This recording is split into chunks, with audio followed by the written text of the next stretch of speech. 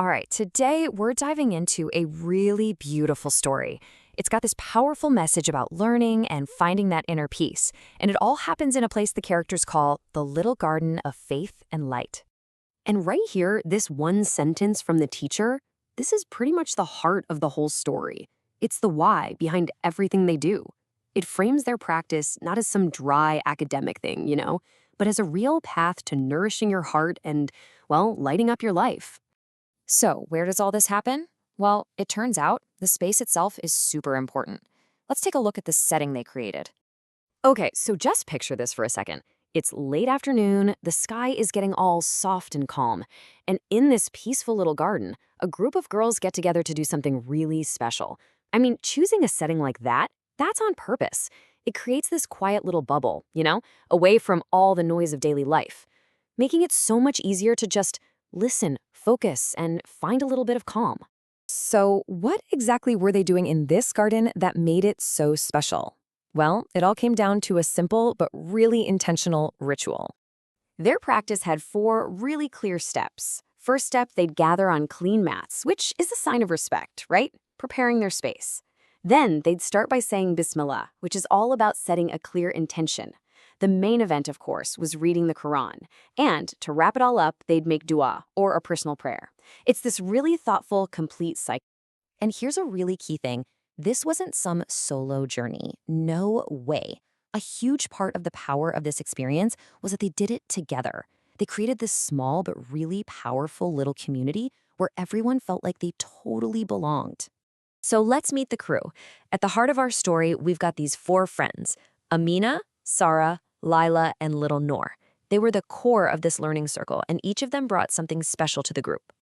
I absolutely love this part because it shows you exactly what their group was like. It wasn't about being the best or competing.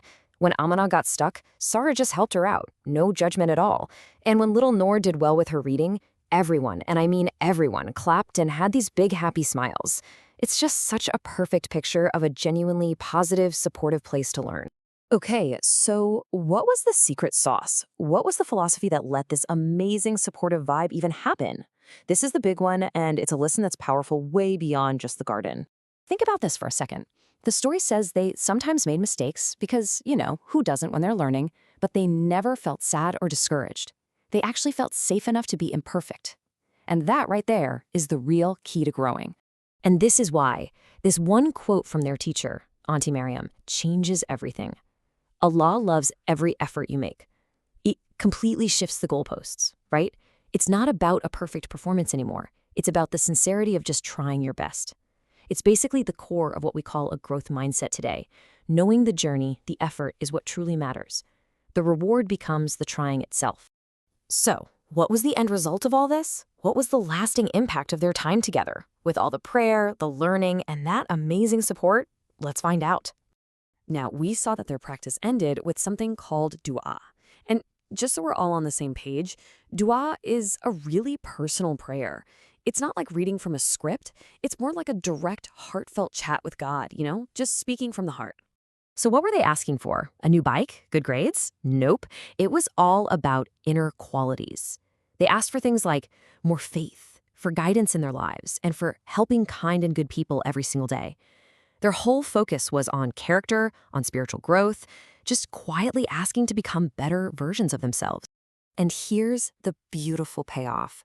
When they left the garden, their hearts felt warm and bright. That light they found in the garden didn't just stay there. It went with them. It became this internal source of strength they could take home, to school, wherever. So the garden wasn't just a physical place anymore.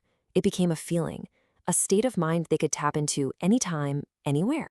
Which really brings us to the final question for you. This simple story about a garden gathering kind of leaves us with this big thought to chew on. It makes you think about your own life, right? Where are the places or what are the practices that fill your heart with that same kind of warmth and light? What's your garden? And how do you carry its light with you?